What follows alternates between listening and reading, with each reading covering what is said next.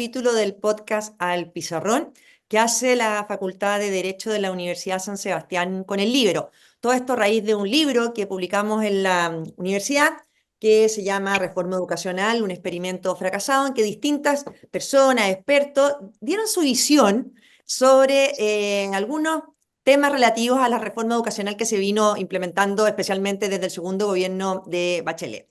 Este podcast lo conducimos con Gonzalo Arena, que es el actual decano de la Facultad de Derecho de la Universidad San Sebastián, y hemos ido invitando distintos autores de este libro. Y hoy día tenemos una invitada de lujo, que es Ana Luz Durán. Ella es doctora en Derecho y Ciencia Política, fue decana de Educación en la Universidad San Sebastián y además hoy día integra el Consejo Nacional de Educación. Muchas gracias, Ana Luz, por acompañarnos. Y el artículo de ella se llama Las zonas grises de la reforma estructural en educación, desde el gobierno de Bachelet II. Pero, Ana Luz, quizás primero, para partir la conversación, preguntarte un poco cómo has visto tú fuiste decana de Educación, la evolución a lo largo de tantos gobiernos de distintas reformas en materia de educación. O sea, ¿qué ha ido pasando y en qué lugar estamos hoy día de todo este proceso? Hola, muchas gracias por la invitación. Encantada de discutir estos temas que son siempre de tanta actualidad. Mira, primero miremos el vaso medio lleno. Yo creo que es importante decir que aquí ha habido un conjunto de reformas que se han ido concadenando unas con otras y que han implicado cambios que también son positivos. Nosotros podemos decir que hay un aumento, por ejemplo, en la cobertura general en el sistema educativo. Y eso es muy importante porque, por ejemplo, el año 2000 uno de cada 5 niños iba a la educación parvularia, hoy día es uno de cada 2. Teníamos 2,8 millones de estudiantes en el sistema escolar, hoy día tenemos 3,6 millones de estudiantes en el sistema escolar. Teníamos 250.000 estudiantes en la educación superior y hoy día tenemos más de 1.250.000. Eso es importante porque quiere decir que los chilenos y las chilenas hemos tenido la oportunidad de acceder a mayores niveles educativos. Y eso hace también que un país crezca, que un país obtenga riqueza por su capital humano y formativo. ¿Qué es lo que nos pasó en este devenir? Que tuvimos un momento, un punto de inflexión en este modelo que íbamos desarrollando como país, en que se instaló en lo que podríamos llamar en la política pública, en esto que se llama la corriente de la política pública, un conjunto de valores e ideas que posicionaban y que cambiaban el cómo habíamos concebido el desarrollo de la educación, en que posicionaban la educación pública y el rol del Estado desde una lógica transformadora. Y eso es un cambio en que dejamos afuera, por ejemplo, o queríamos dejar fuera al mundo privado, ¿no? El rol de la familia.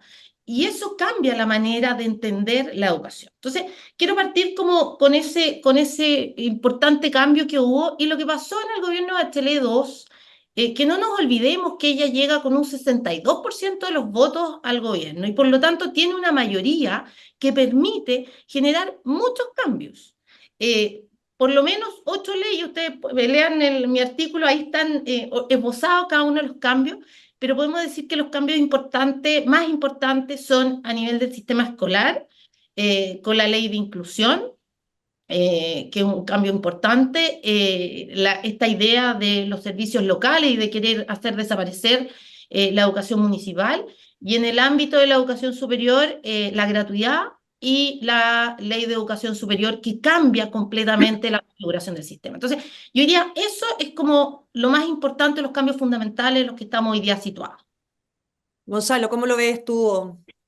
Sí, bueno, en esos cambios que decía la Ana Luz, un tema que ha sido público, ¿no es cierto?, y de gran discusión, el tema de los SLEP. Yo, uno tiene la experiencia de conocer comunas pequeñas, rurales, etcétera, que uno veía que no tenían ninguna capacidad de gestionar bien, ¿no es cierto?, los liceos, las escuelas que tenían. Pero por otro lado, uno también conocía otras experiencias de comunas que eran exitosas, que les iba bien, ¿no es cierto?, que tenían un buen sistema armado, etcétera. ¿Cuánta flexibilidad podría tener un sistema así? ¿Funciona un sistema con algunas comunas que quieran mantener sus escuelas versus otras que se agrupen? Esto tiene que ser necesariamente un sistema SLEP, puede ser una asociación de municipios, o sea, existe flexibilidad para mejorar, porque yo entiendo que es mejorar aquellas comunas que no pueden, que son muchas, pero no son todas. ¿Esta es la única fórmula, la que establece la ley? nueva. Eh, Ana Luz, te agrego una cosa a lo de Gonzalo, porque, claro, nosotros vemos, por ejemplo, en muchas comunas, Las Condes, Vitacura, Barnechea, Ñuñoa, Providencia, etcétera, de muy buenos colegios en que tocan 2 años más que sean traspasados o sea, el 2027 que sean traspasados a los servicios locales. Y uno ve que el calendario del Ministerio de Educación sigue sin cambiar. O sea, es al final quitar a municipios que administran bien, como dice Gonzalo, estos colegios. O sea, se hizo una ley como para todos, sin tratar estas diferencias y no se ve voluntad de cambio, aun cuando se haya implementado gradualmente.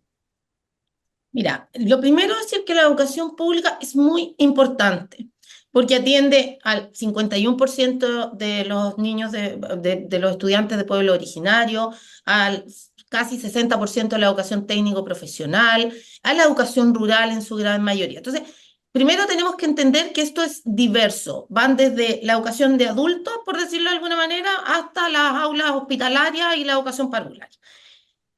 Hoy día los SLEP están en proceso de implementación. Yo creo que aquí eso también nos da la posibilidad para que un próximo gobierno pueda también tomar ciertas medidas de contención de esto que es que como que tomamos un camino y lo seguimos hacia adelante sin mirar la realidad. Y la realidad de Chile es una realidad diversa, con escuelas rurales, con escuelas municipales grandes, con escuelas municipales pequeñas, y sin considerar también esta ley, yo creo, los territorios.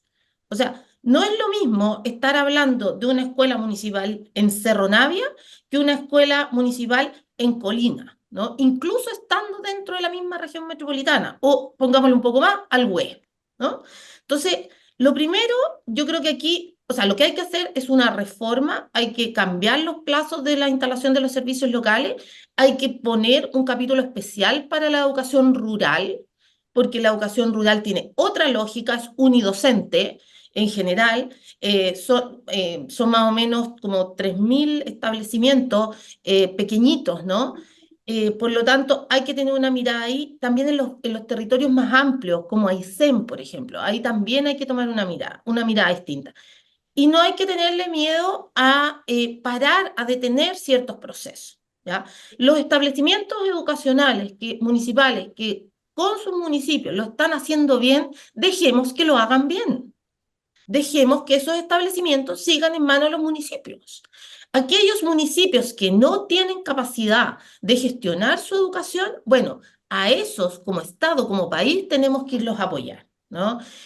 Como tú bien lo has dicho, no sé, Sierra Gorda, son municipios pequeñitos, que además técnicamente tienen muy pocos profesionales. Ahí es donde tenemos que ir a apoyar como país, como Estado, a esos establecimientos. Pero los que están haciéndolo bien, dejemos que lo hagan bien. ¿Sí? ¿Qué problema hay? Si nadie nos dice que esto es la ley sagrada o lo que hay que cumplir, mirémonos como país y ahí es importante también el rol de la ciudadanía, de los papás, de las mamás, de plantear qué es lo que quieren para la educación de sus hijos. Oye, en alumno te escucha, y yo creo que a Gonzalo le pasa lo mismo, y dice un agrado escuchar a alguien técnico, ¿no es cierto? Enfrentando los problemas técnicos que tiene y con esa mirada de entender que la educación es diversa, etcétera. Porque aquí lo que hay tanta ideología, ¿no es cierto? Tú dijiste también al principio que había esta obsesión por sacar al mundo privado. Y hoy día uno lo ve un poco eso, ¿no es cierto? El tratar de sacar a los privados y de que el Estado se haga cargo de todo, pero al mismo tiempo tenemos noticias que aparecen estos días de que la JUNAEP todavía no entrega los útiles escolares. ¿Ah? Entonces, uno dice, a este Estado que funciona con esa ineficiencia, le vamos a entregar toda la educación cuando a los niños más pobres estamos partiendo el segundo semestre y no son capaces de entregarle los útiles escolares. O sea, hay posibilidades de cambio en un próximo gobierno o en un próximo congreso cuando el debate está tan contagiado por ideología más que por conocimientos técnicos como lo que tú estás expresando. A ver, las políticas públicas representan ideas, valores y creencias. Y lo que hacemos los actores políticos y los parlamentarios y los que están en el mundo público es querer trasladar esas ideas, esos valores y esas creencias a la corriente de la política y convertirlos en una política pública, ¿no? Entonces, la política pública es ideas, son valores y siempre eso está ahí y es bueno que esté ahí, ¿no? Porque representan los idearios de las personas. Pero también hay que entender que aquí hay un elemento bien importante que tiene que ver con la gestión del gobierno, ¿no? y otro es con la gestión pública. Nosotros hace muchos años en nuestro país tenemos lo que se llama el New Public Management o la nueva gestión pública que ingresó en los procesos de modernización que fueron pensados allá a partir ya del gobierno del presidente Frei. Y esos procesos de modernización no han tenido los resultados esperados en términos de la gestión pública. O sea, nosotros, y sobre todo en educación, nos llenamos de reglas, reglitas, oficios, reglamentos. Entonces, finalmente, lo que hemos hecho es generar un sistema en que los propios gestores públicos, o sea, tenemos que revitalizar el valor de la burocracia estatal. O sea, finalmente no dejamos que la gente haga su pega, porque también está asustada y si no lo hago con la licitación, no sé qué, no sé qué, y lo entiendo, porque nosotros hemos puesto limitaciones por problemas de probidad que hubo en el pasado. Entonces, yo creo que el primer foco, antes de seguir en esta lógica de implementar todos estos cambios, es ver cómo se va a hacer un Estado más eficaz y más eficiente, siguiendo los principios que nosotros como país instalamos hace más de una década, casi más de 2 décadas atrás. Eso no lo hemos logrado implementar. Y la estrategia de modernización del Estado, no sé, está media dormida, no lo sé. ¿No? Pero eso es fundamental. Gonzalo. Sí, oye, es que yo cuando escucho a la Analu y a ti, Marcela, con este tema de la ideología en la educación, de que hay que ver las soluciones locales, yo siempre me acuerdo, por experiencia personal, me tocó conocer una escuela en la comuna de Ercilla, en el sector de Chacaico, rural, 100% de matrícula mapuche, de niños más mapuche, y era la escuela que tenía peores resultados en Ercilla. Bueno, el punto es que mucha gente se movilizó para ayudar a esta escuela, se convirtió como emblemática, les pusieron computadores, les mejoraron Wi-Fi, les colocaron el sistema, qué sé yo, sistema Singapur para matemáticas, sistema Harvard para lectura, bueno, muchas cosas, y empezó a mejorar. Y yo le pregunté al director cuál de todas esas grandes soluciones era la que él consideraba que había impactado más en el desempeño de sus alumnos. Y me dijo, cuando me compraron la micro, ¿ah? Porque con la micro los cabros no faltaban a clase. Entonces, a veces soluciones tan ideológicas, tan que tenemos que hacer SLEP, que tenemos que hacer, etcétera, se distancian tanto de la realidad local que al final uno dice, bueno, son soluciones para el papel a veces, muchas veces, y por eso es tan importante lo que decía Ana Luz, que todas estas cosas se tienen que revisar, se tienen que evaluar, tienen que ir paso a paso. Esto no está escrito en piedra y por lo tanto las realidades locales tienen que influir de alguna forma en cómo se implementan este tipo de soluciones. Tú has dado un punto importantísimo. O sea, lo primero es que los niños lleguen al colegio. O sea, eso es lo primero. O sea, la tasa de inasistencia es bien impresionante porque hay una alerta que yo siempre cuando doy charla lo comento, porque si un niño falta 20 días al año, 20 días porque esté enfermo, por la razón que sea, eso ya es una alerta de que ese niño puede desertar con una alta probabilidad. ¿Ya? Las mamás, los papás, preocuparse que los niños vayan al colegio, preocuparse de por qué no quieren ir muchas veces, porque si no llegan, no pasa nada. O sea, da lo mismo que yo tenga el super SLEP, los super asesores, si los niños no van.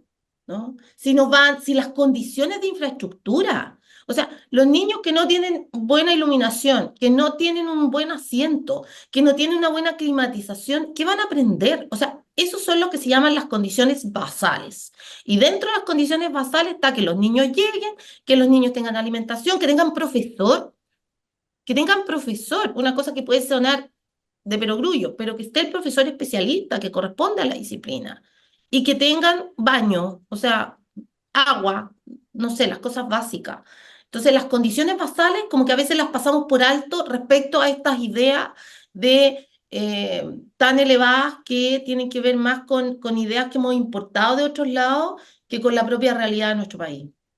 Oye, Analu, en tu artículo hay, bueno, es súper interesante y para que la gente lo lea, pero quizás que te puedas referir un poco a dos temas que a mí me gustan mucho cómo los trataste, que son estas zonas grises en la educación parvularia y zonas grises en la calidad de aprendizaje, los resultados de la calidad de aprendizaje, como tareas pendientes que tú ves ahí en esas dos materias. Sí, mira, es bien interesante porque incluso yo incorporé los resultados del CIMSE de este año en el artículo, salieron justo, así que lo alcancé a incorporar. Pero nos damos cuenta que si bien hubo una mejora respecto a los resultados que hubo durante la pandemia o prepandemia, podríamos decir, nos damos cuenta que tanto en lenguaje y en matemática estamos cerca de resultados que hubo los años 2010, los años 2011, ¿ya? Entonces, si bien la curva como que bajó y empezó a subir, estamos como en los años 2010 y 2011. Entonces, finalmente uno dice, se hicieron muchas cosas y estamos relativamente igual que hace una década atrás, ¿no? Entonces, eso yo creo que es una primera constatación. Y la segunda constatación, que es bien dolorosa, es una constatación de que el nivel socioeconómico sigue incidiendo en los resultados, ¿ya? O sea, las brechas que existen entre los niveles socioeconómicos bajos y altos se mantienen, es como una constante en las curvas. Y eso es algo que a pesar de todos los cambios que hemos establecido, no hemos logrado disminuir. Entonces, es ahí donde hay que poner el foco.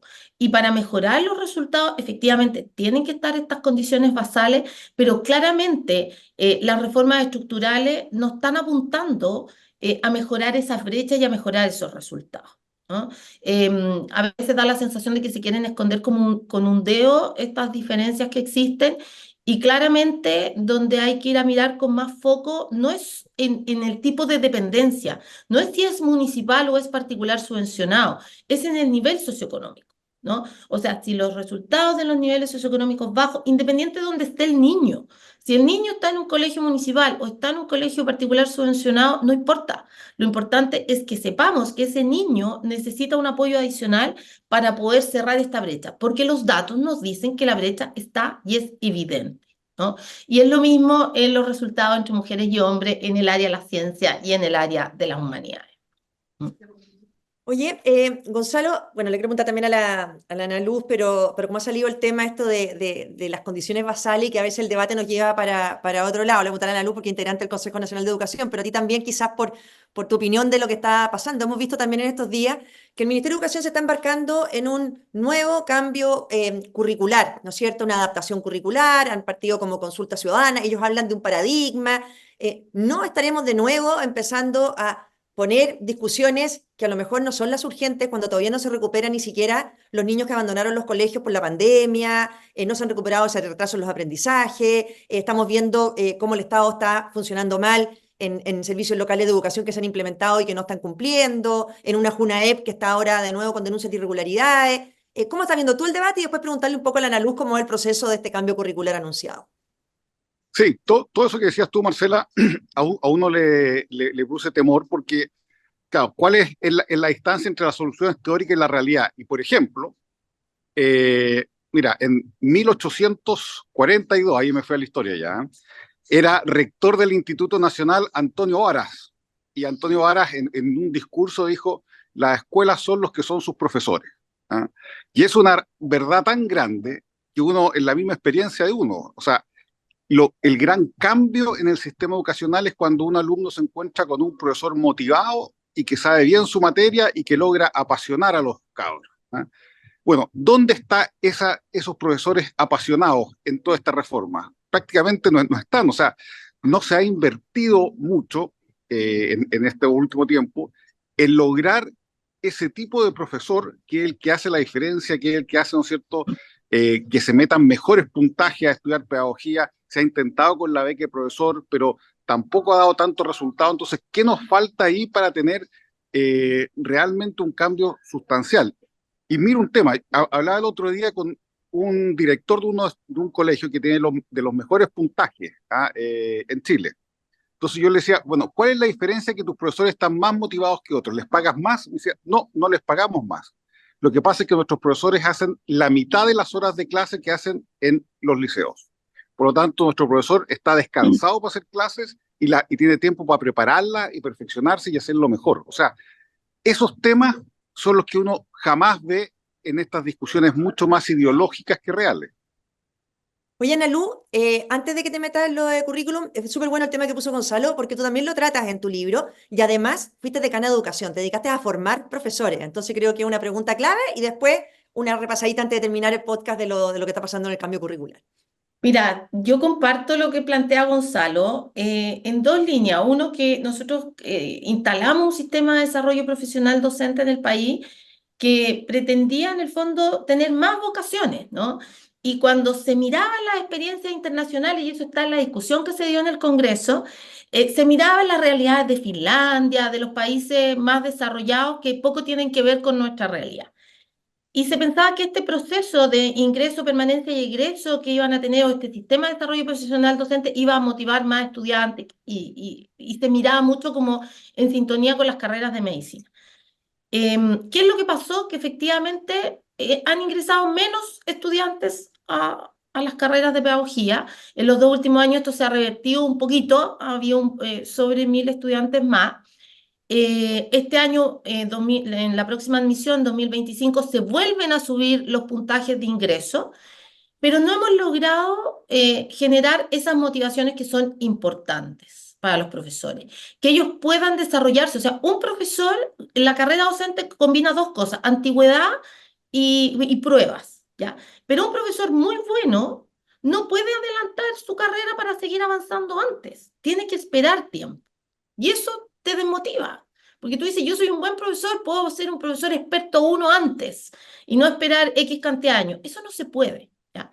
Y lo segundo, que cómo enseñas tú si no le abres oportunidades de perfeccionamiento distinto, ¿no? O sea, un profesor de historia que nunca ha salido de Chile, que no conoce Grecia, que no conoce Roma, que no conoce, no sé, México, ¿cómo enseña historia? ¿No? Tiene que tener una mirada más allá del mundo. Los profesores le abren el mundo a los niños. ¿Cómo le vas a abrir tú el mundo a los niños si no has logrado abrir tus propios ojos? ¿No? Entonces tenemos que pensar en una formación de nuestros profesores que tenga una mirada más internacional, una mirada más integral, de ver las cosas. No importa que se vaya a pasear, que vaya a mirar Roma, que vaya, que sepa dónde estuvo esa historia que le transmite a los niños y a las niñas de su sala de clase.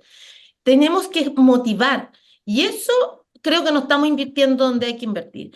Hay que mejorar las remuneraciones, pero hay que generar incentivos de perfeccionamiento que sean motivantes. No irte a encerrar a un curso en una sala, no. Ábrele el mundo a los profesores, ¿no? Yo puedo aportar algo ahí, que hay una historia re buena a propósito de los profesores de historia. Hay un historiador muy famoso inglés que se especializó en historia de España en 1940-50. Entonces todos los españoles lo criticaban de cómo un inglés podía andar predicando sobre cuál era la historia de España. Y la respuesta de él es, nadie puede saber bien la historia de España si conoce solo España. ¿Ah? Está Tal buenísima, cual, está tal buenísimo. cual, buenísima. Oye, ya, y tenemos que ir terminando. Ana Lu, algo como integrante del Consejo Nacional de Educación, ¿qué viene con este cambio de paradigma anunciado por el Ministerio de Educación? Mira, no lo sabemos todavía porque los documentos todavía no están terminados. Lo importante hoy día es que están en un proceso de consulta pública. El ministerio hizo un proceso de consulta que terminó y ahora el 1 de julio abrieron un nuevo proceso que es a toda la ciudadanía. Se hizo en las comunidades educativas, pero hoy día es a toda la ciudadanía. Hay una página web que es consultacurricular.cl, donde se están recogiendo como los planteamientos y las opiniones de la ciudadanía. No sabemos lo que viene aún, pero esta cosa de la dinámica del cambio parece que es lo permanente en educación. Eh, lo, a mí lo que me complica es o sea, cuál va a ser la magnitud de este currículum, ¿no? ¿Qué cosas vamos a dejar fuera y qué cosas vamos a incorporar, ¿no? La incorporación en qué va a ir de la mano con los desafíos país que tenemos, con lo que queremos formar de personas humanistas, de qué es lo que queremos formar. No, yo creo que esto va a ser un debate largo y un debate intenso, que está partiendo. Oye, muchas gracias, Ana Lu, muchas gracias, Gonzalo, por este nuevo capítulo de podcast Al Pizarrón. Gracias a todos.